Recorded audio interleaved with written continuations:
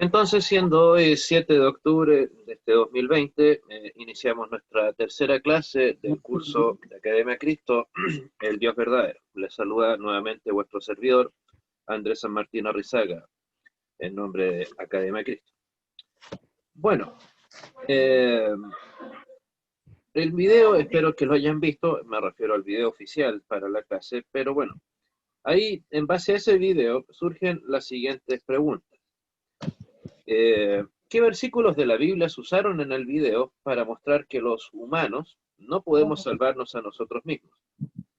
Fueron 3. ¿Alguno los recuerda? Mateo 5:48. Romanos 3:12. Mateo. Bueno, Romanos 3:12. sí. No, 3:22. 3:22 y Sí. 23. Y Isaías. Isaías 64:6. Sí. Perdón, Romanos sí, claro. Sí. 3:22, 23. Sí. Isaías 53, 5 y 6. Sí, muy bien. Ok, entonces, ahí vemos que en Mateo, como nos decía la señora Norma, en Mateo 5:48 se nos muestra, digámoslo así, los estándares de Dios. Entiéndase por estándares lo que Dios espera. ¿Y qué cosa, para no quedarme simplemente en esa afirmación, qué es lo que Dios, como creador nuestro, debe y puede, o sea, no solo puede, sino que debe esperar de nosotros, o de los humanos, su creación? ¿Qué debe Que seamos esperarse? perfectos. Exacto. ¿Y nosotros podemos obtener esa perfección? Solo porque Creo que perfectos no, pastor. O sea, perfectos en ningún nivel, de hecho. Pero Cristo nos ve a nosotros como santos, como perfectos, pero no por nuestro mérito. Ese es el punto central en este caso, que es el hecho de que nos ve, por así llamarlo, perfectos, pero bajo los lentes, por así llamarlo, de Cristo. O sea, recuerden, Dios no nos ve a nosotros, digamos, de manera directa, sino que por medio de lo que Cristo hace por nosotros. Bueno, entonces, Romanos 3:12, también, bueno, en realidad todos estos son versículos bastante conocidos, ¿no? Muy, muy utilizados siempre en el evangelismo, en cultos de ese tipo, ¿no? Romanos 3:12, que es...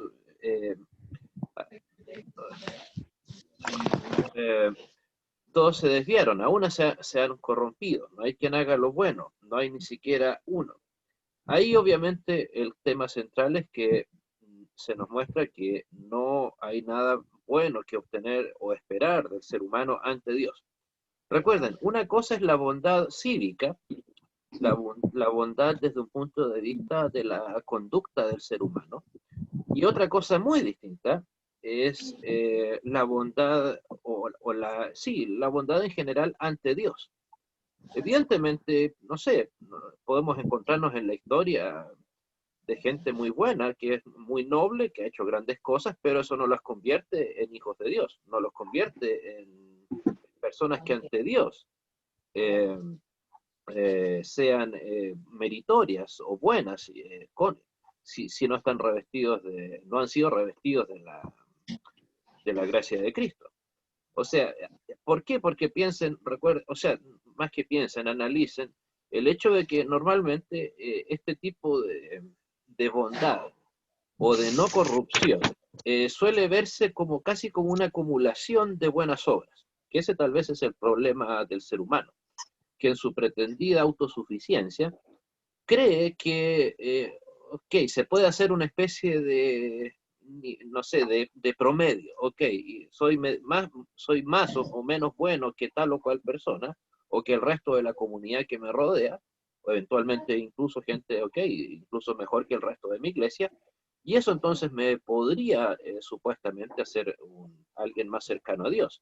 Pero bien sabemos que eso no es así. Pero el problema es que lamentablemente, aunque suele saberse eso, es algo que solemos dejarlo de lado o olvidarlo. ¿Por qué? Porque es parte de la naturaleza humana, precisamente, la autosuficiencia. Piensen, insisto, piensen, ¿cuándo fue la última vez en que el ser humano se ha considerado necesitado de Dios? O incluso ni siquiera de Dios, del prójimo. Al contrario, siempre en el mundo en general, siempre la competencia del ser humano es a demostrarse que no necesita de nadie más. Y obviamente si una persona cree que no necesita de nadie más, menos va a querer creer de que necesita de Cristo para redimirse de sus pecados. Entonces, por eso, alguien dirá, seguramente el mundo incrédulo podrá leer este versículo, Romanos 3:12, todos se desviaron, a uno se han corrompido, no hay quien haga lo bueno. Y claro, nos van a decir, pero qué manera de insultar a las personas. Pero recuerden, como les decía, una cosa es la bondad cívica, el cumplimiento de la ley, la conducta, me refiero a la ley secular, la ley seglar, el cumplimiento de las normas éticas, morales, que aún así estas pueden cambiar, por lo demás, no como la moral bíblica, que es eterna, etcétera. Y otra cosa muy distinta es la bondad frente a Dios, que esa por supuesto no la tiene nadie. Y si Dios no nos trata como los pecadores que somos, es por el mérito de Cristo. Cosa que, insisto, no debemos olvidar ni omitir nunca. Bueno. El otro versículo que mencionaban era, todos nosotros estamos llenos de impureza. Todos nuestros actos de justicia son como trapo de inmundicia. Todos nosotros somos como hojas caídas. Nuestras maldades nos arrastran como el viento. Bueno, nuevamente, o sea, el punto en estos versículos es demostrarnos lo que somos ante Dios. Nuevamente, insisto, no se trata de insultar la ética o la bondad de, no sé, pues de cualquier persona, por muy buena que ésta que sea, sino que recordar que ante Dios nadie tiene mérito alguno. Sino, ¿para qué necesitaríamos de Cristo? Lamentablemente, probablemente incluso ustedes han conocido gente así que a mí me ha tocado conocer, lamentablemente, hasta pastores, no de nuestra iglesia, por cierto, que me han dicho que el cristiano llega o debería en algún momento llegar a una especie de éxtasis espiritual en donde el cristiano ya no peca. En primer lugar, ¿creen que eso es posible? No. No. No. Y segundo, aun si dejara de cometer pecado, porque no sé, pues es como decir, recuerden, el pecado es un estado permanente, no es algo que, no es un estado potencial. En este momento que estoy dedicado exclusivamente a la clase, o ustedes a aprender junto a mí, a Academia Cristo, ¿están cometiendo algún pecado? Probablemente no, ni yo ni ustedes. No creo que estén en este momento planificando hacerle daño a alguien, qué sé yo, incumplir los mandamientos, cometer algún delito. Pero, ¿estamos siendo pecadores en este momento? Por naturaleza somos pecadores. Exacto, ese es el punto. O sea, una cosa es cometer pecados y otra, o no cometer pecados, y otra cosa muy distinta es dejar de ser pecadores. El ser pecador, insisto, no es un estado potencial ni temporal. Creo que les di el ejemplo la semana pasada. Es como pensar que entonces mientras estemos durmiendo en un par de horas más, bueno, ojalá, en el caso mío unas 5, nosotros temporalmente dejamos de ser pecadores.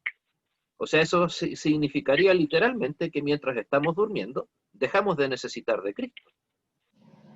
Que en el fondo es el pensamiento indirectamente de personas como las que les estaba diciendo. O sea, eso de creer que vamos a llegar o podemos, incluso debemos llegar a un supuesto éxtasis espiritual, por llamarlo de alguna manera, por cierto, en donde vamos a dejar de pecar. No, eso es derechamente insultar la obra de Cristo. Si no, entonces... No te oigo, hermano. ¿Perdón? ¿Alguien comentó algo? Ok, bueno, espero. Entonces, recuerden, o sea, no se trata el pecado de hacer o dejar de hacer cosas buenas o malas, sino que es la condición, como lo dijo, si me parece, la señora Norma. insisto, la pecaminosidad del ser humano es un estado permanente, no es un estado potencial ni tampoco temporal.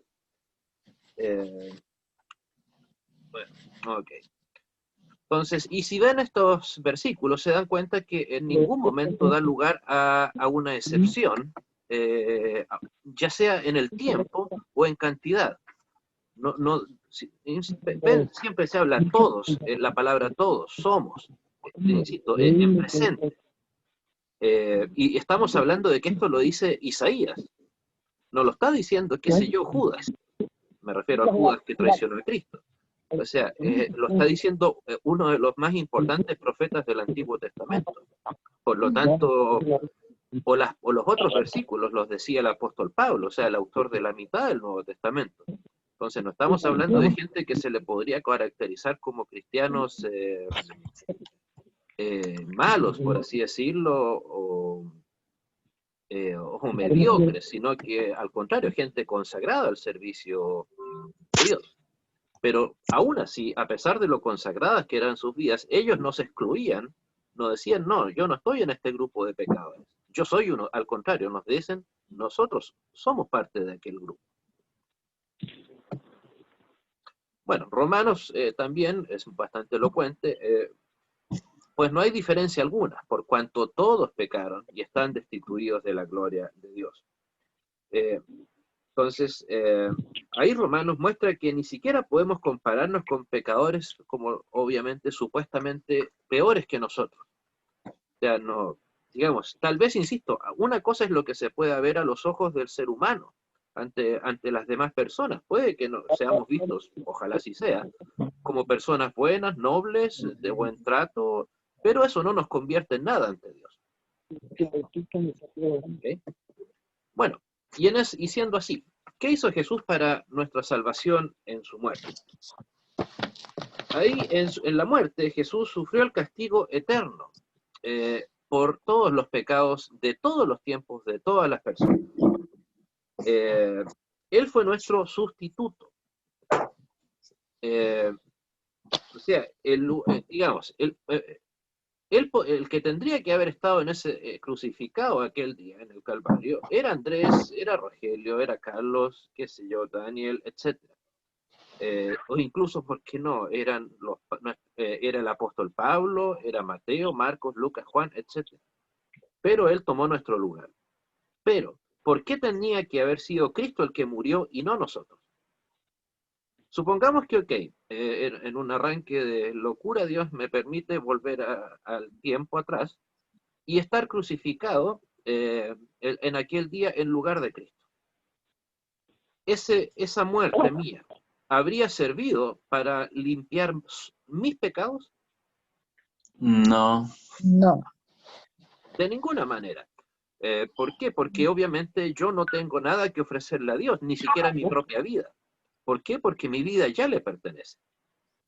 Entonces, también, recuerden, ese es un deseo casi natural del ser humano, lamentablemente, incluso en muchos casos del creyente, de la autojustificación. Yo no necesito de un tercero, de un Cristo. ¿Por qué? Porque yo soy muy bueno. O como dicen algunos, yo sigo a Cristo en sus enseñanzas morales. Pero el Cristo que enseñó las maravillosas enseñanzas morales también es el Cristo que murió en la cruz, que resucitó, que dio vida a los muertos, que multiplicó los panes y los peces, etc. O sea, han habido personas que se dicen creyentes, por ejemplo, se me viene a la mente Thomas Jefferson, el tercer presidente de Estados Unidos. Él incluso escribió lo que se llama la Biblia de Jefferson, que él escogió la parte, él no se consideraba particularmente un creyente, un cristiano tradicional, pero él creía y tenía razón, de que la ética y la moral enseñada por Jesucristo era la mejor de todas, y que era lo único que le interesaba en realidad de la Biblia. Y él escogió de Mateo, Marcos, Lucas, todo el conjunto de historias y relatos en donde Cristo enseña algo. Obviamente emitiendo digamos, la parte, por así decirlo, sobrenatural. Y eso es lo que conocemos hoy en día, los que lo hemos estudiado, como la Biblia de Jefferson. Pero este hombre entonces lamentablemente separa al Cristo que enseñó con el Cristo que murió y resucitó. ¿Es posible hacer eso? ¿Existe la posibilidad de que creer en un Cristo solamente de enseñanzas morales, pero no en un Cristo de un Cristo todopoderoso, Dios hecho hombre?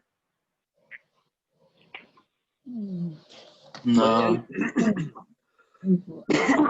O sea, ¿puede algún cristiano decir, yo creo en el Cristo de la ética, de la moral, pero no en un Cristo resucitado? No, pastor. No, No, o sea, un ver- seguramente hay gente que lo hace, no me cabría la menor duda, pero eso no quiere decir que sea verdad.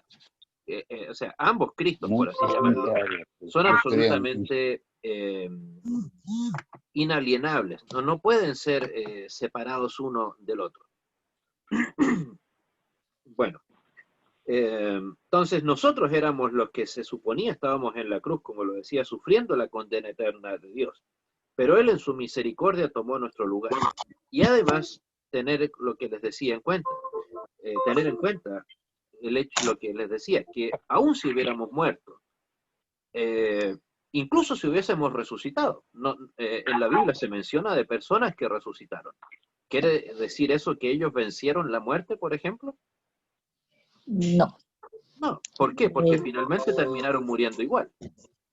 Sí. Por ejemplo, Lázaro resucitó. Era un buen hombre, Cristo lo estimaba, seguía a Cristo, murió, fue resucitado, pero en algún momento finalmente murió también. O sea, incluso ese aparente triunfo sobre la maldad, incluso eso, digamos, es temporal, o sea, y por lo tanto imperfecto. Bueno, ¿qué logró Jesús para nuestra salvación en su vida? O sea, las normas de Dios, recuerden, exigen un registro perfecto de obediencia. Registro que nosotros, por supuesto, no tenemos en lo más mínimo. O sea, incluso por muy buenos que seamos, aunque sea un pecado, hemos cometido.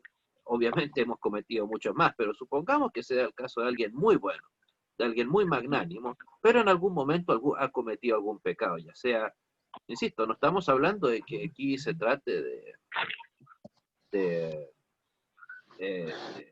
insisto, de cosas así muy gigantes, o sea, no estamos hablando de un asesino, de un criminal, no, estamos hablando del pecado común y corriente, por así llamarlo.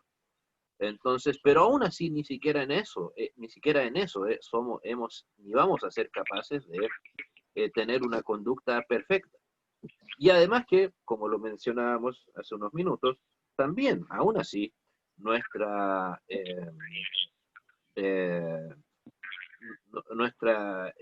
esencia es la maldad. Y obviamente nuestra esencia no la podemos cambiar, por mucho que lo intentemos. Eso no cambia. Entonces Jesús obedeció perfectamente la ley de Dios. Por eso Él tenía que ser nuestro sustituto. ¿Por qué? Porque nosotros no íbamos a ser capaces de cumplir perfectamente la ley de Dios, evidentemente. Y incluso lo mejor era que nosotros no la cumpliésemos, porque uno de los tantos pecados del ser humano, ¿cuál es? La soberbia. ¿Acaso no creen ustedes que si hubiera sido un humano común y corriente, el que hubiese muerto en la cruz y hubiera resucitado, no habría caído, aunque sea en silencio, en el pecado de la soberbia? ¿O de la autocomplacencia, de la autoalabanza? Con toda seguridad que sí. Entonces, la perfección nos es atribuida a nosotros, pero atribuida, no es que nosotros la obtengamos o la tengamos, no, sino que en el mérito de Cristo se nos atribuye dicha perfección. Bueno, en esta diapositiva, por ejemplo, Primera de Pedro 1 del 18 al 19 describe bellamente... Profesor, dígame. una pregunta nada más. ¿Sí? Cuando usted dice perfección, solo es como nomenclatura, para perfección es atribuida a nosotros, se puede poner por amor de Él. ¿Sería bien dicho eso? Eh, Gracias a él, más bien diría yo. Gracias a él. Sí. O sea, como la palabra que tal vez he utilizado más en la clase de hoy, por el mérito de Cristo, de él, de Ok. Cristo. ¿No? Es que en realidad tiene razón, ahí queda más explícita la idea. Como decía, Primera de Pedro 1, 18 y 19 describe Profesor, bellamente la obra de la salvación de Jesús. Dígame. Dígame, ¿quién pidió la palabra? bueno, la vi que, o sea, más o menos sería así que, o sea, realmente nosotros no somos justos, sino que Cristo nos trata como si fuéramos justos por simplemente creer en Jesucristo, ¿no? Algo así. Más que Sí, pero aunque yo no utilizaría la palabra simplemente creer, sino ¿por qué? Porque Dios nos dio el don de la fe y que ese don nos permite creer en Cristo. Pero sí, digamos, parafraseando tus palabras, claro, ese digámoslo, de manera más concreta, una manera de resumirlo, digamos. O sea, obviamente perfección no hay. Cristo nos hace, o nos ve como perfectos, o sea, Dios nos ve como perfectos, pero por la perfección que Cristo hizo en favor de nosotros, o en lugar de nosotros. O sea, aquella perfección que nosotros no podíamos lograr, Cristo la llevó a cabo para nuestro beneficio. Bueno, Pedro, como les decía, nos dice, no fuisteis redimidos de vuestra manera de vivir heredada de vuestros padres con cosas perecederas como oro o plata, sino con sangre preciosa como de un cordero sin tacha y sin mancha, la sangre de Cristo. O sea, hay muchas maneras en que la Biblia describe y comunica su misión de rescatar a nosotros, de rescate, perdón, a nosotros. Entonces aquí veremos algunas de esas descripciones y el lenguaje de la imagen. En este versículo de Pedro vemos la palabra redimir. Redimir significa volver a comprar. Tiene el prefijo re y dimir, que es una manera antigua de decir comprar. Creo que la palabra viene del latín, o volver a obtener. No es que Dios tuvo que pagarle al diablo, obviamente, una cantidad, ni siquiera lo que pasó en la cruz, pero sí pagó un precio.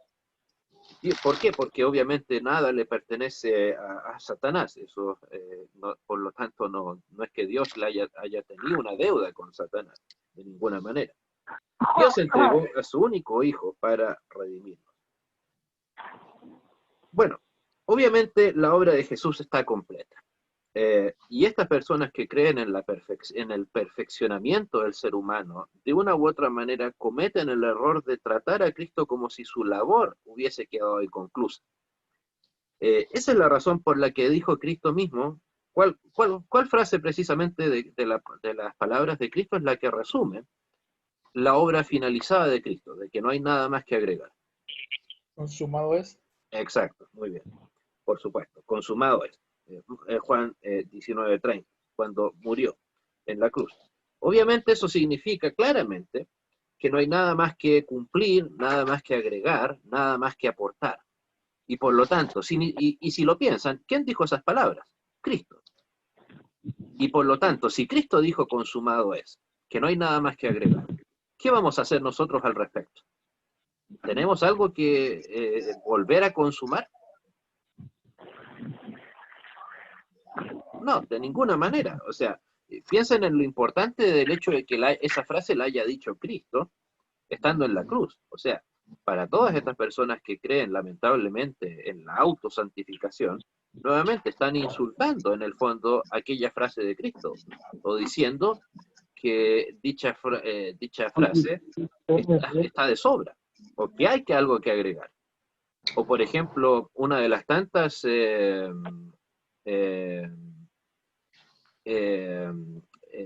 digamos, diferencias que tenemos con el mundo católico romano. ¿Ustedes saben cuál es la definición de misa según el vocabulario católico? No. La definición literal que van a encontrar, que les da un católico, teológicamente hablando, es: la misa es el continuo sacrificio sin la sangre del Calvario. O sea, recuerden, literalmente para el católico romano, lamentablemente, ellos creen que cada vez que se consagra la Eucaristía, se está nuevamente rememorando, llevando a cabo nuevamente el sacrificio de Cristo. ¿Es eso posible? No, no, no, no. Y más encima, piense bien en las palabras que utilizan, el continuo sacrificio, o sea, como literalmente Cristo está muriendo continuamente, cada vez que se consagra. O sea, entonces alguien podría decir, bueno, y si se consagró la Eucaristía acá en mi ciudad, en Temuco, bueno, ¿y qué pasa si mientras tanto, o sea, no es válido cuando la están consagrando? O sea, ¿por qué no es válido también, qué sé yo, en Canadá, en el otro extremo del mundo, o en Europa, o en Asia? Es una contradicción en sí mismo, además de una herejía, una grosera enseñanza falsa, un grosero insulto a la obra de Cristo. O sea, si Cristo dijo consumado es, ¿quién es Andrés San Martín? Quién sé yo, la persona que ¿Te vas a sea, bajar? Joseph Ratzinger, etcétera, para decir que todavía hay algo que hacer. Obviamente no lo somos. Entonces, dentro de todo, Cristo destruyó el poder del pecado.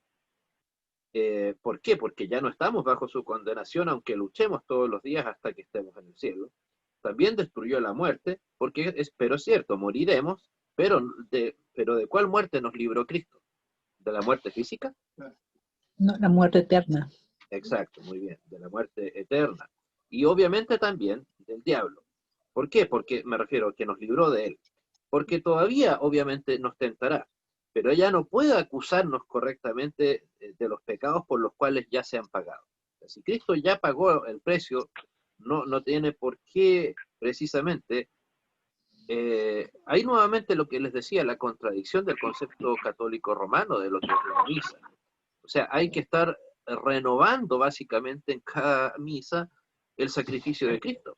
Entonces, qué sé yo, supongamos que yo soy el sacerdote y les consagro la misa hoy. Y ahí está el cuerpo de Cristo pagando el pecado del mundo. Pero entonces quiere decir que ese pago dura hasta la siguiente misa solamente. Lamentablemente, desde la perspectiva romana, sí, así es. Muy lamentablemente. Obviamente no me alegra que la gente acepte la herejía, pero es así como lamentablemente sucede. Una pregunta. Dígame. Cuando dijo ahora, hace un ratito, y nos liberó del diablo, pero sí el diablo sigue acusándonos a pesar de que seamos creyentes. Exacto, y de hecho probablemente ahora lo va a hacer más aún. Pero la diferencia, ¿cuál es el punto ahí?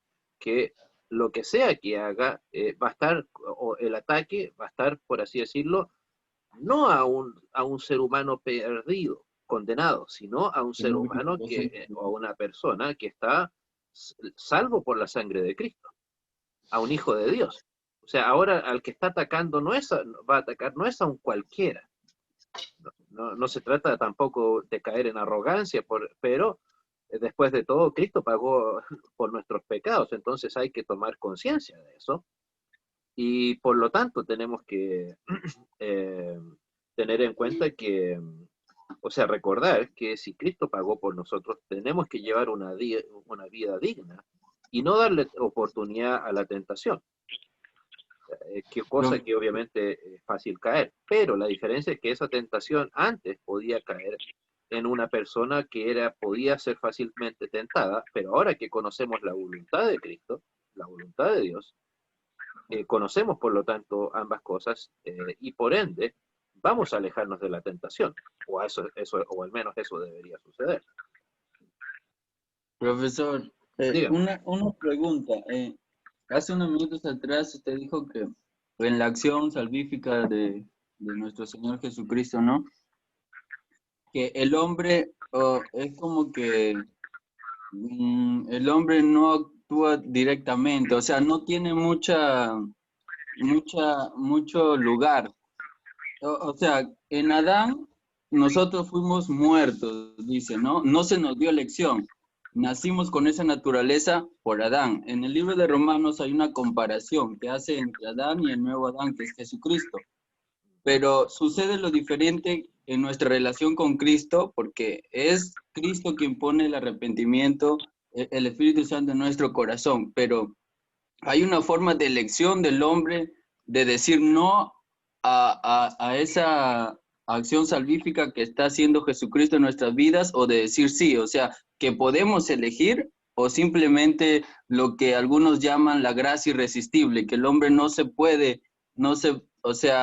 puede negar esa acción directa de Jesús en tu vida, algo así. Algunos reformadores tienen algunas... A ver, sí, tú seguramente estás haciendo mención a las enseñanzas, en este caso de Calvino, que claro, él, o sea, no tanto él, pero sí sus seguidores directos, para ser justos, digamos, ellos enseñaron los llamados 5 puntos del calvinismo, uno de los cuales era el famoso tulip, uno de los puntos que ahí precisamente es de irresistible grace.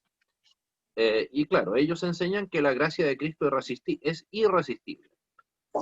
Nosotros creemos que sí es resistible, pero aún así, para que yo pueda resistirme, por así decirlo, aunque suena fuerte la frase, es porque a mí la gracia se me ofreció en primer lugar. O sea, no es que yo haya partido a buscar la gracia de Cristo.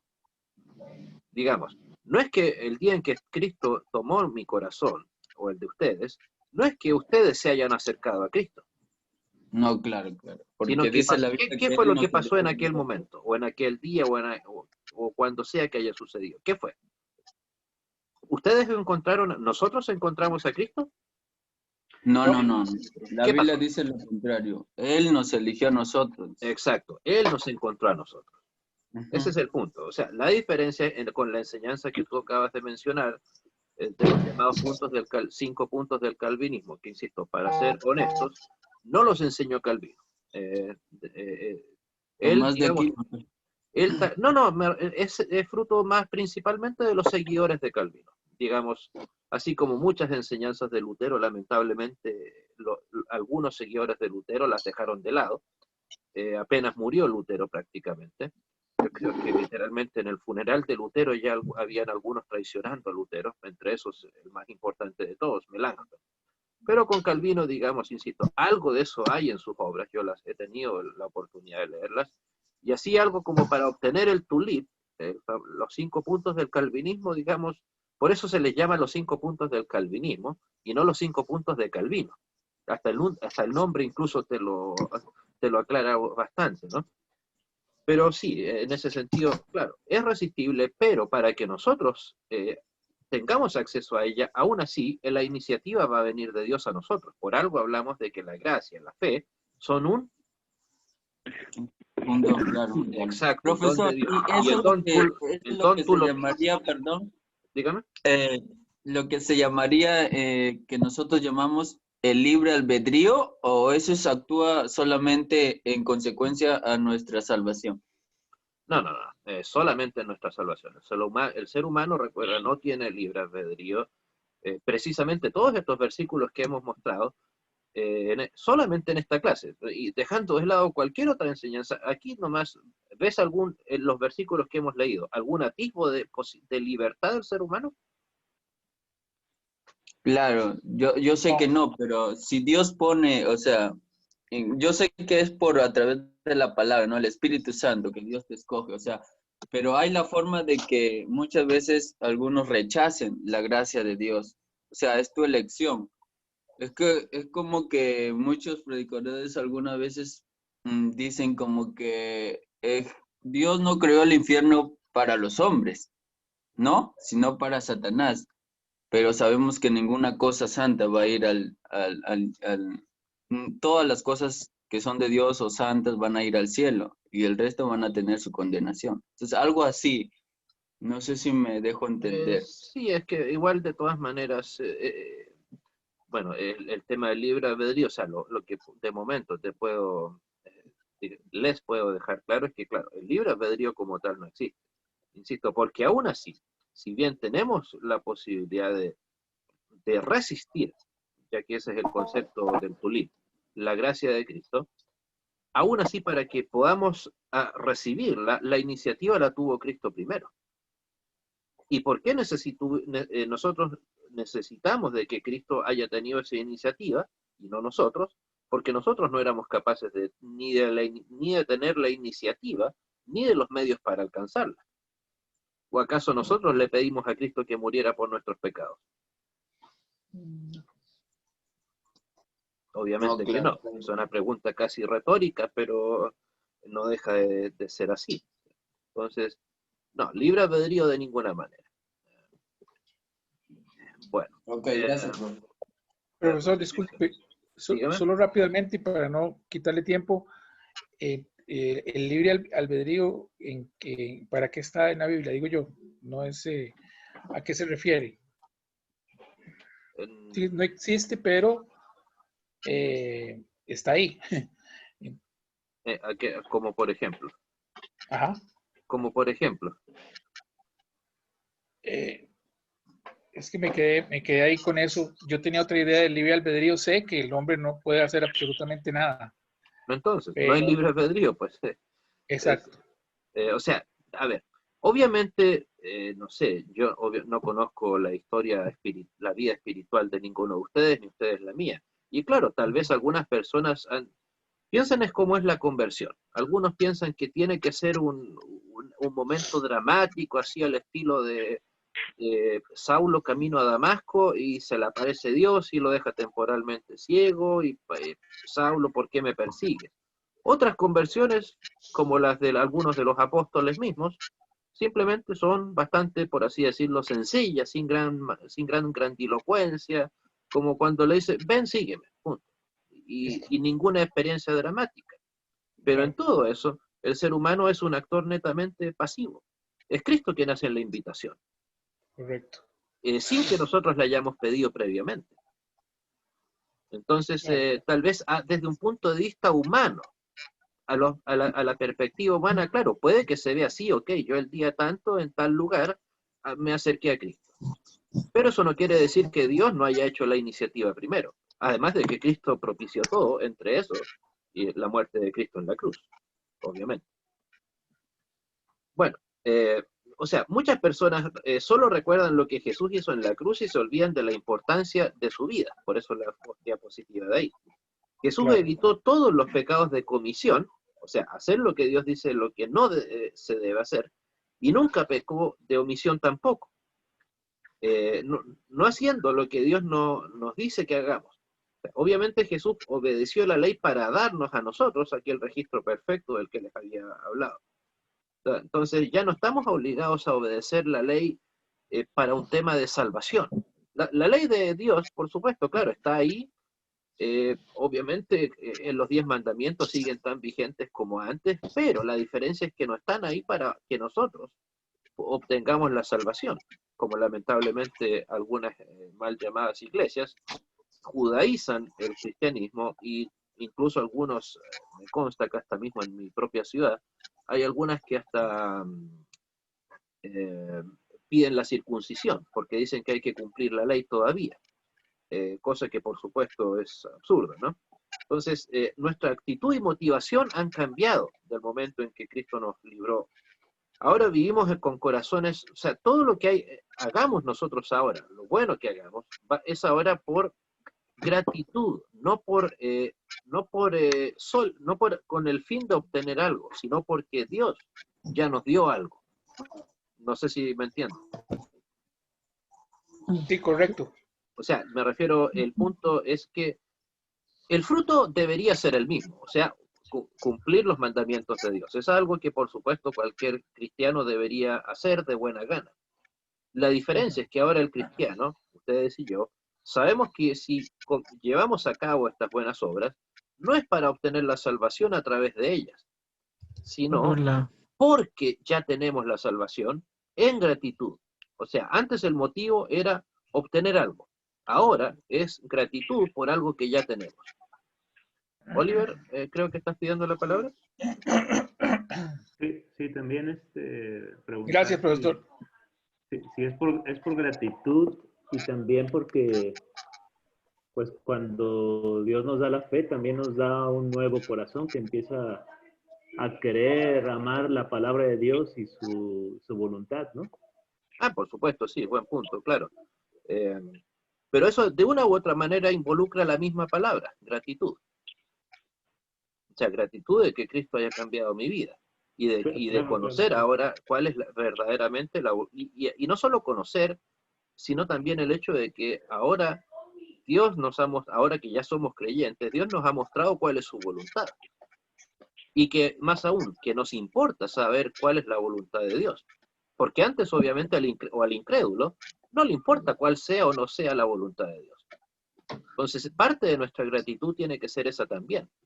Tener gratitud de que Dios nos ha permitido, a pesar de lo que somos, no por lo que somos, insisto, conocer qué es lo que Dios espera de nosotros.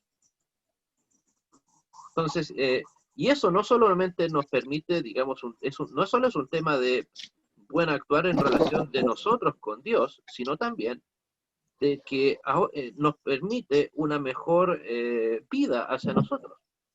O sea, el pecador que conoce, es como el delincuente, por mucho que disfrute temporalmente algunos de sus delitos, el robo, por ejemplo, claro, seguramente al ladrón no le molesta tener el dinero que obtiene a través de los robos. Pero de una u otra manera va a estar el temor de que sea encontrado, de que pueda tener problemas finalmente con la justicia y terminar eventualmente en la cárcel. Entonces nosotros ahora tenemos también que tener un corazón también, insisto, con gratitud, no solo por lo que Dios ya hizo por nosotros, sino también para que podamos tener una mejor relación con nuestro prójimo. Obviamente eso no es algo que nos dé salvación, ni mucho menos, pero es algo que también nos ayuda a vivir mejor a nosotros. O sea, ¿quién es el más beneficiado?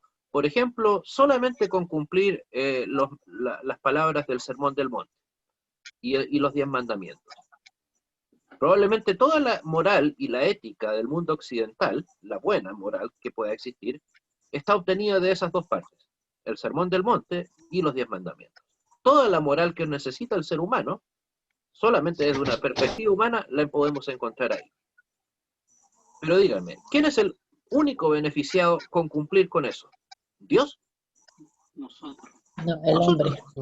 Nosotros que vamos a tener una mejor vida mutuamente con todo lo que implica en ambos lugares. O sea, más ética que esa no se necesita. Y claro, nosotros podríamos dejar de cumplir todo eso y Dios va a seguir siendo el mismo. No es digamos, a veces se puede creer que nosotros casi le hacemos un favor a Dios al cumplir sus mandamientos y sus estatutos y sus enseñanzas. Al contrario, Dios es el que nos hizo el favor a nosotros, que es muy distinto.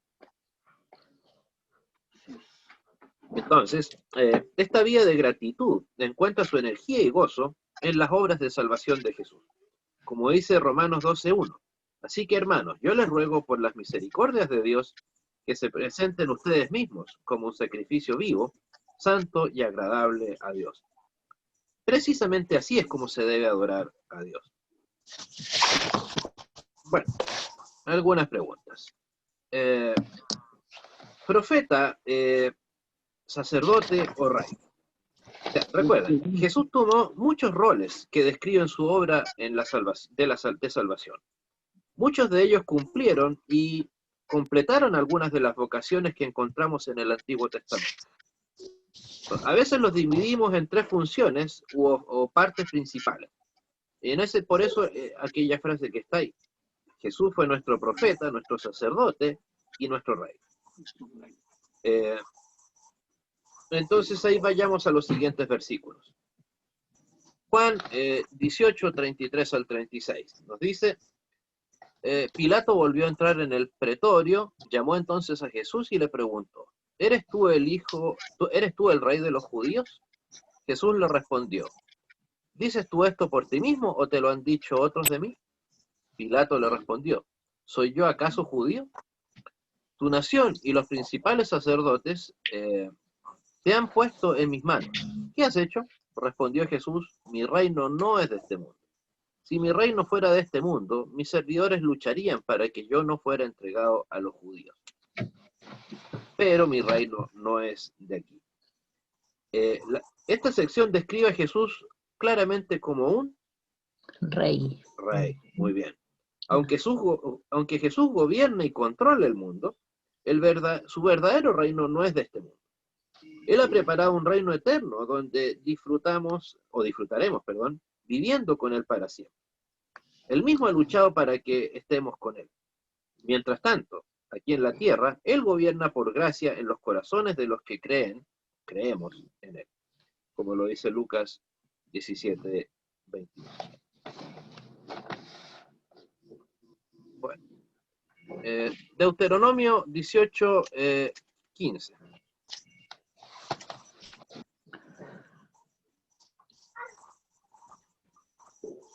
Nos dice, el Señor tu Dios hará que surja en medio de ti, de entre tus hermanos, un profeta como yo.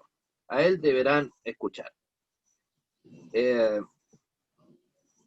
Moisés habla de la venida de Jesús como un profeta, como él mismo. O sea, un profeta habla la palabra de Dios y comunica lo que Dios tiene que decir. Jesús fue un profeta perfecto, que fue la comunicación de Dios de su amor al mundo. Recuerden ahí ese concepto lamentable que con el tiempo ha cambiado la idea de lo que es un profeta. Un profeta, recuerden, no es un augurero, no es alguien que está prediciendo cosas necesariamente sobre lo que va a pasar en el futuro. Es el concepto más tradicional que tal vez ustedes y yo estamos acostumbrados a escuchar de gente que se llama o autoproclama profeta. Sino que un profeta es algo tan sencillo como una persona que proclama la verdad de Dios. Hebreos 7, 26 y 27. Como dice ahí, Jesús el sumo sacerdote que necesitábamos tener, santo, inocente, sin mancha, apartado de los pecadores y exaltado por encima de los cielos. No es como los otros sumos sacerdotes que diariamente tienen que ofrecer sacrificios, primero por sus propios pecados y luego por los del pueblo. Jesús hizo esto una sola vez y para siempre, cuando se ofreció a sí mismo. O sea, Jesús fue el sacerdote perfecto, porque no tenía pecado y pudo, por lo tanto, sacrificarse por los pecados de la gente. O sea, había una deuda, había que pagar esa deuda, y Cristo tenía lo necesario para pagarla. Por eso lo que les decía hace unos minutos. Si nosotros hubiésemos pretendido morir en nombre de nuestros propios pecados, no habríamos podido, porque no teníamos lo necesario para pagar dicha deuda.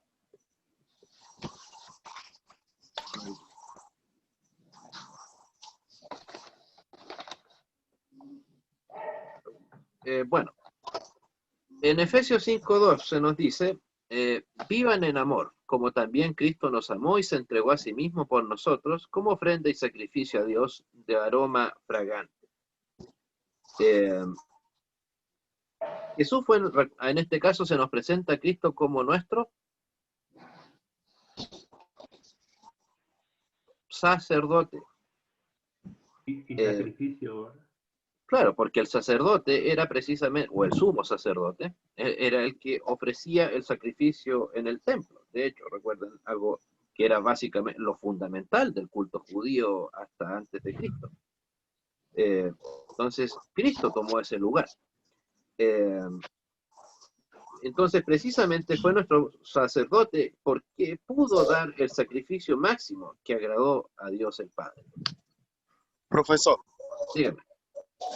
mire, lo que usted está diciendo lo ratificaron los Reyes Magos cuando le hicieron los presentes a Jesucristo.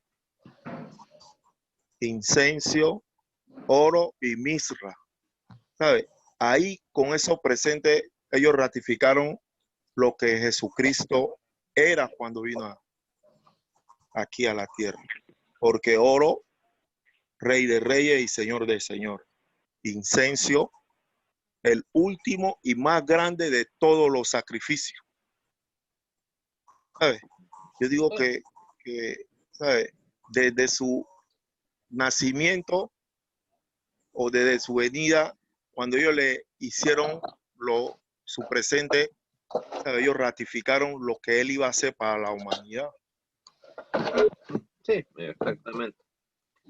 Bueno, también recordemos Jesús es nuestro Rey victorioso que destruyó la obra del diablo, o a la sombra o a la luz, perdón, de Lucas 8 se nos dice que Jesús predicó las buenas nuevas como nuestro profeta.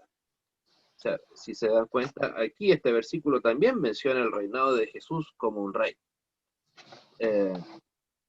¿Por qué? Porque está hablando del reino de Dios. O sea, ¿y quién es el rey de aquel reino? Cristo, por supuesto. A ver, esa es una imagen que hoy es de lo que hoy en día llamaríamos un tipo de graffiti, que no son tan modernos como los muchachos jóvenes que lo suelen hacer en las calles hoy en día pretenden o creen hacerlo. Este graffiti es de los primeros siglos de la era cristiana. Con exactitud no se sabe. Yo he leído varias fuentes. Algunos hablan del siglo I, cosa que dudo. Yo me inclino más por el siglo II. Pero más allá del siglo III no lo es. Es una burla en realidad anticristiana, porque representa a Jesús con qué cabeza.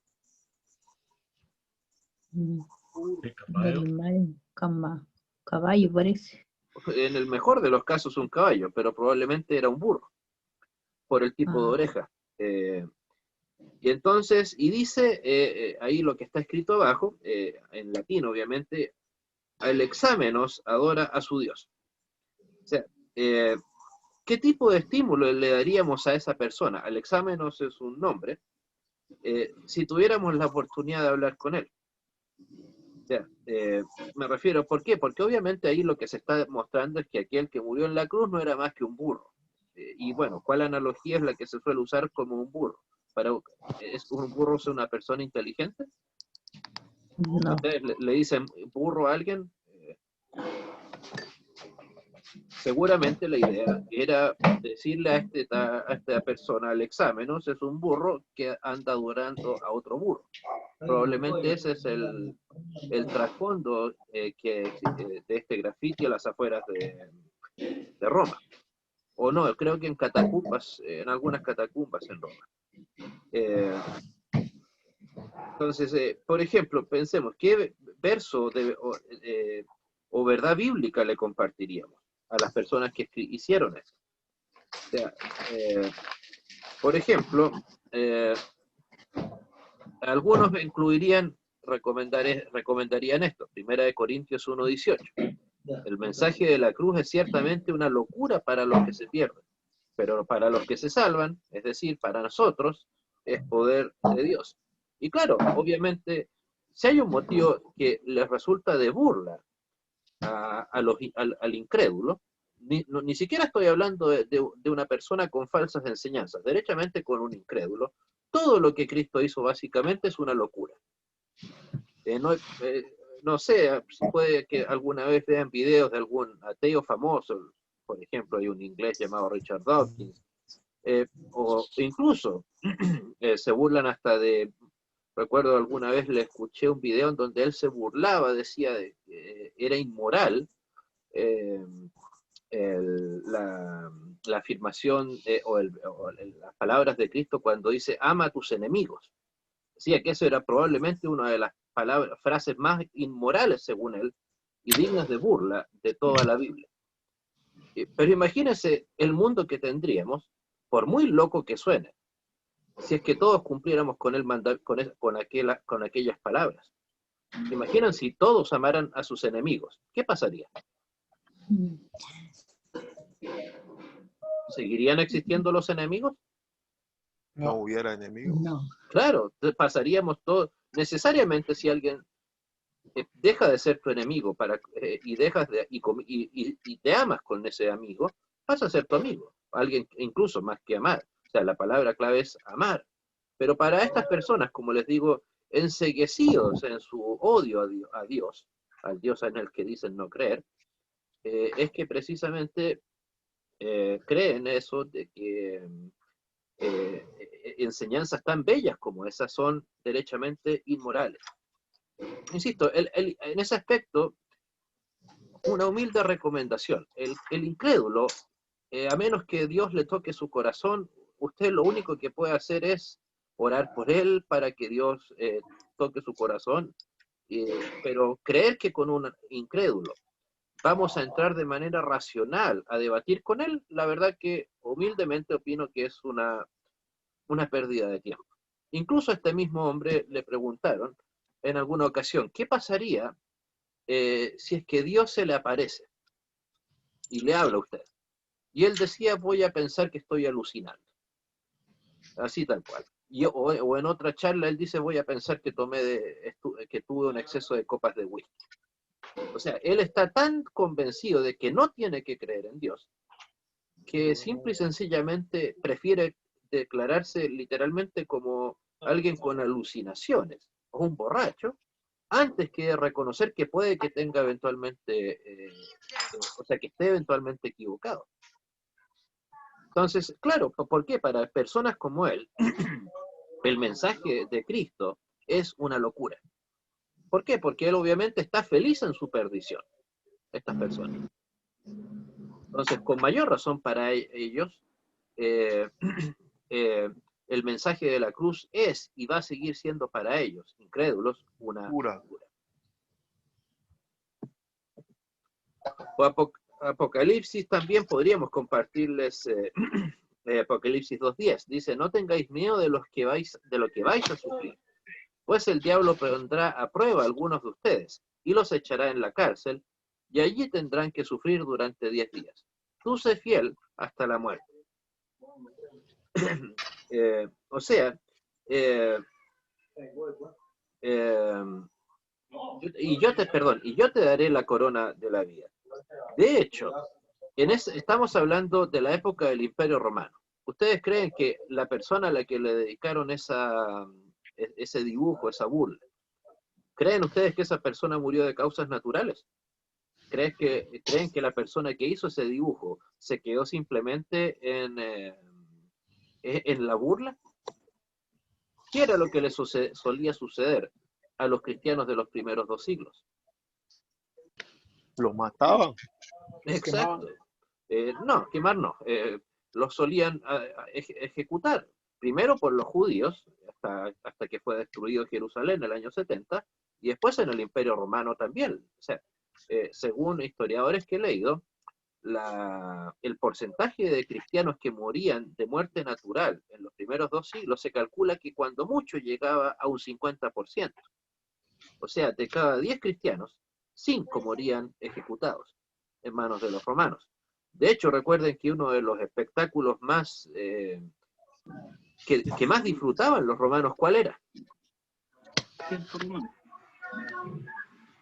Ver a los cristianos ¿en dónde? El Coliseo. En el Coliseo. Y precisamente ¿a qué enviaban a los cristianos? A que se los comieran los leones. No era precisamente, o sea, ahí se ve la degradación moral de un mundo cristiano versus un mundo que no lo es. ¿Por qué? Porque para ellos eso era divertido. O sea, hoy en día, con justa razón, qué sé yo, nos escandalizamos si en un partido de fútbol se ven muchas piedras. Pero para ellos, o qué sé yo, o también es considerado de inmediato y con justa razón, un escándalo si es que un par de futbolistas se dan de golpes. Pero para ellos era divertido. Era un espectáculo familiar, literalmente, donde iban, qué sé yo, hasta con sus hijos recién nacidos, a ver cómo unos cuantos leones devoraban a cristianos o a personas, incluso hasta niños. Bueno, en este caso también, este otro versículo, como les decía, Mateo 10:25, al discípulo debe bastarle con ser como su maestro y al siervo como su señor. Si al dueño de la casa le han llamado Belcebú, ¿cuánto más a los de su familia? Y bueno, otras palabras precisamente, ¿qué tipo de oración orarías con él? O sea, obviamente tenemos que orar en relación en ese sentido de acuerdo a lo que está en los versículos anteriores. Nuevamente, o sea, pedir que Dios toque el corazón de esa persona y por qué no también que no perdamos la vida por causa de estar siendo perseguidos. En ese sentido, recordar la tremenda bendición que tenemos por el hecho de no ser, por el hecho, perdón, de ser, hoy en día de poder, ¿cómo se diría? Llevar a cabo o poder presentar nuestra fe libremente sin ser perseguidos por eso. Una bendición que hasta hace no mucho y que en algunas partes todavía, en algunas partes del mundo todavía sucede, una bendición que otros que no tienen. O sea, en ese sentido, el cristianismo no ha sido, digamos, yo creo que los cristianos de ahora no conmensuramos realmente la gigantesca bendición que tenemos nosotros hasta ahora de poder tener un estudio bíblico, aunque sea a la distancia, por medio de Internet. O sea, al contrario, creo que el cristiano, lamentablemente, esas cosas, ese tipo de cosas, como por ejemplo la libertad de culto, de reunión cristiana, que en nuestros países tenemos, como las vemos como cosas tan obvias, creemos que las vamos a tener siempre y que no van a faltar nunca. No sé, el otro día, por ejemplo, en otro tema, hablaba con mis alumnos de una escuela primaria, y para ellos, que, bueno, yo vivo en el sur de Chile, o sea, un lugar donde el agua está en todos lados, pero para ellos les tenía que explicar lo que era un desierto. Y la verdad que, y es lógico, ¿no? Para ellos eran niños de 10 años, les era difícil entender cómo en un lugar podía ser posible que no existiera una gota de agua. ¿Por qué? Porque nosotros, gracias a Dios, tenemos la bendición de tener ríos por todos lados. Lamentablemente incluso el agua termina botada en el océano acá en Chile. Buena parte del agua de los ríos, parte de la cordillera. Los lleva a Atacama. Claro. O sea, son cosas que nosotros acá estamos acostumbrados a ver como tan obvias, que creemos que las vamos a tener siempre, que nunca han faltado, pero ni siquiera hay que retroceder a la época del dibujo que les acabamos de mostrar. O sea, incluso acá mismo en Chile, hasta hace 130 años, los no católicos no teníamos derecho a enterrar a nuestros muertos en un cementerio. Y solían tirarlos en el Santiago, en las afueras del cementerio, a escondidas en la noche. Y después se creó una parte especial del cementerio, donde el arzobispo de Santiago pidió que tenía que tener la muralla 4 metros de ancho. No se creerá que los espíritus de los herejes protestantes iban a contaminar a los de los católicos, no sé. Pero él pidió que tuviera 4 metros de ancho por 4 metros de alto, para que se mantuviera puro el cementerio católico. Entonces, insisto, ese tipo de libertades, de bendiciones que tenemos ustedes y yo, las vemos, insisto, tan obvias, tan normales, tan naturales, que incluso yo también, porque no, rara vez agradecemos por ellas, cosa que por supuesto no es correcto que así sea. Y no confiarnos también en que dicha bendición va a estar siempre. La persecución puede llegar en cualquier momento, eso es algo que no... Una palabra que no debe estar en la mente de un creyente es, o una frase, es: a mí no me va a pasar. Piensen en lo tentadora que es esa frase: a mí no me va a pasar. Con toda seguridad, eso fue indirectamente lo que debe haber pensado Adán y Eva en Edén cuando se acercaron al fruto prohibido. A mí no me va a pasar. ¿Qué me va a estar castigando Dios si yo soy lo más importante de la creación?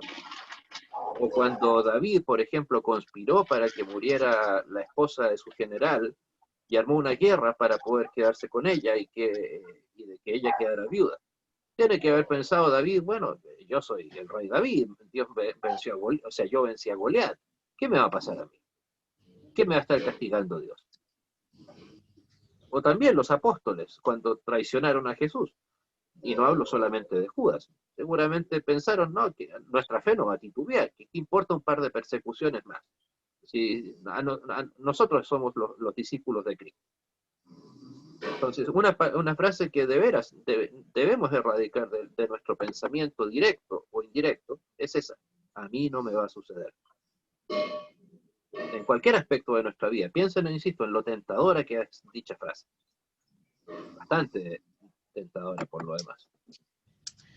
Bueno, ¿Qué te hace estar preparado para enfrentarte a la persecución por la fe? Como dice ahí Hebreos 12:2. Fijemos la mirada en Jesús, el autor y consumador de la fe, quien por el gozo que le esperaba sufrió la cruz y menospreció el oprobio y se sentó a la derecha del trono de Dios. O sea, nuestra esperanza no tiene que estar en una supuesta vida perfecta acá en el mundo. Eso es algo que, digamos, puede que tengamos una mayor o mejor calidad de vida, que tengamos vivamos en un país más o menos tranquilo, pero esa no tiene por qué ni debería ser nunca la esperanza del creyente. La esperanza del creyente debe ser en la vida eterna, no en la vida terrenal que tenemos ahora con todos los defectos que ella tiene.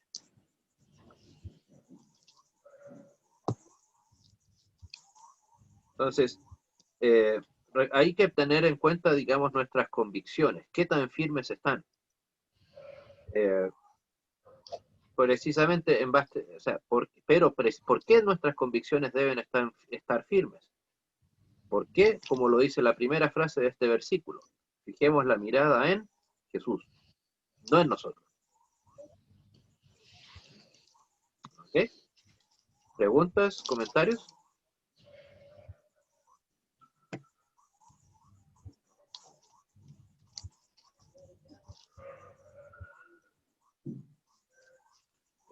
Oliver, dime. Sí, pues estaba reflexionando que tal vez a los primeros cristianos, como tuvieron la persecución tan fuerte, pues se acercaron a Cristo más y más, ¿verdad? Para poner su esperanza en Él. Y la tentación nuestra tal vez es como teniendo todo, pues enfriarnos, ¿verdad? O sea, caer en la comodidad y en la apatía y enfriarnos y decir, bueno, al cabo ya está todo, o sea, y caer en una falta de amor, una falta de, pues sí, amor al prójimo y amor a Dios, ¿verdad? Por las comodidades que tenemos, ¿no? Sí, en ese sentido, digamos, el punto es que se puede caer en la ingratitud. Porque, En la insisto, porque ingratitud, pensar que en este caso sería creer que Cristo nos debe algo y por lo tanto nos lo va a dar siempre. Y por lo tanto que como que no tenemos nada que Hoy estoy agradecer a Cristo. haciendo un curso, yo no sé, ahora. Entonces, claro, ese es digamos, un gran peligro, o sea, caer en la ingratitud, creer que Dios lo que nos está dando ahora no tenemos que agradecerlo porque y a veces recordemos, o sea, no es necesario escudriñar mucho el ser humano precisamente. Algo que lo caracteriza es precisamente la soberbia, la ingratitud, la autosuficiencia. Y cuando hay autosuficiencia, o la sensación de autosuficiencia, precisamente va a haber ingratitud. Porque si hay ingratitud, entonces, perdón, o sea, si nos creemos autosuficientes, vamos a decir, bueno, ¿y para qué quiero a un Dios que me esté cuidando? Si yo me sé cuidar solo. Es como lo que suele a veces pasar con los muchachos menores, ¿no? Que dicen, bueno, ¿y qué me importa lo que diga este miserable adulto? Si yo me las puedo arreglar solo. Francisco creo que levantó la mano. ¿O quién? ¿Alguien pidió la mano? Puede hablar, si lo desea. Profesor, Dígame. al principio estaba hablando de que, o sea, prácticamente nosotros somos elegidos por el Espíritu Santo. Bien. O sea, estamos predestinados. Bien. Bueno, el apóstol Pablo lo dice en varias ocasiones.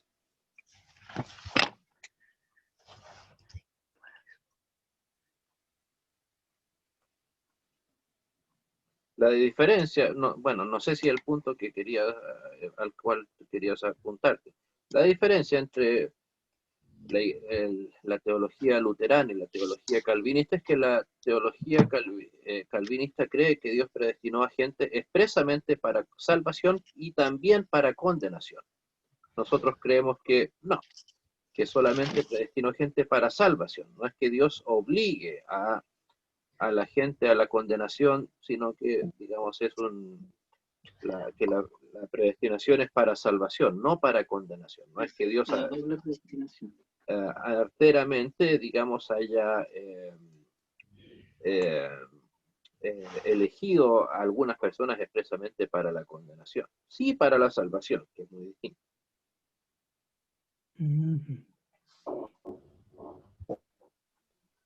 ¿Alguien más creo que había pedido la palabra?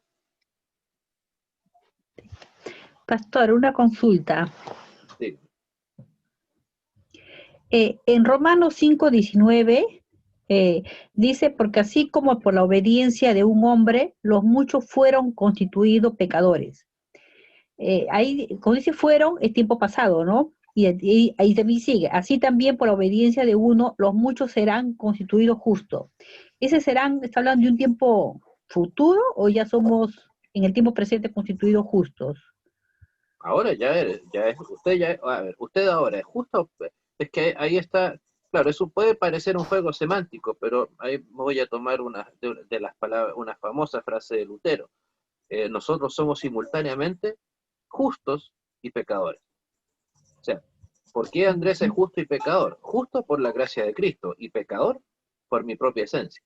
Así Y eso es lo que pasa con todo creyente. O sea, somos simultáneamente justos y pecadores. Insisto, insisto, esa frase la tomo literalmente de palabras de Lutero. Pero claro, eso resume claramente el punto que usted menciona. O sea, somos justos y justificados también, si lo quiere con esa palabra, por la gracia de Cristo y pecadores por nuestro propio mérito. O sea, sí, desde el momento que acepto a Cristo, ya soy constituida justo ya, delante de Dios.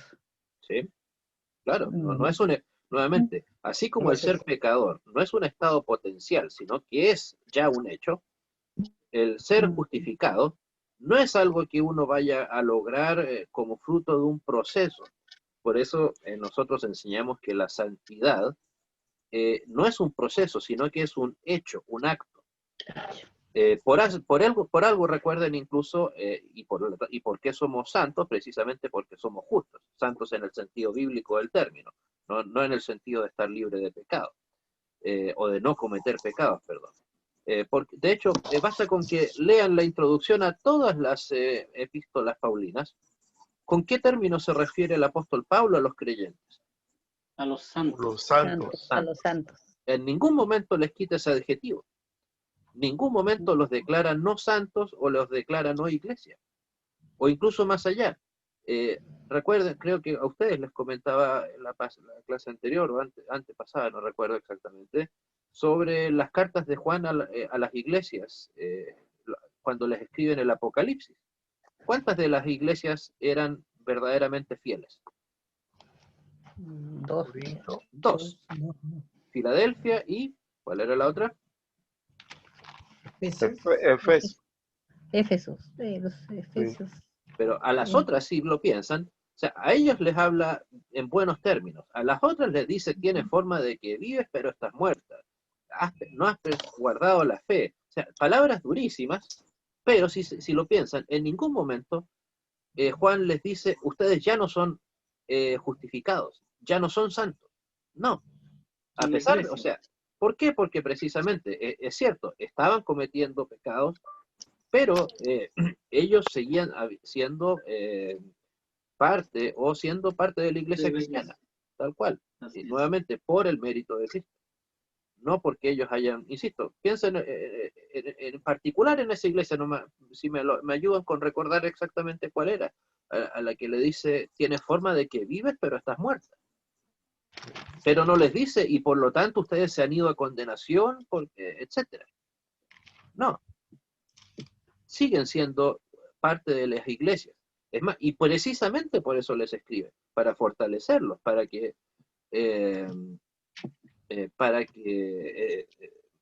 se mantengan en la fe y no se alejen de ella. Muy bien.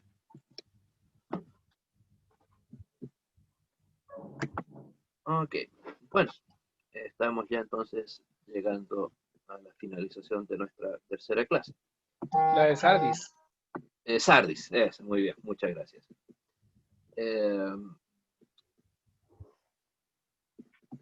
Ok, estamos entonces finalizando esta nuestra tercera clase.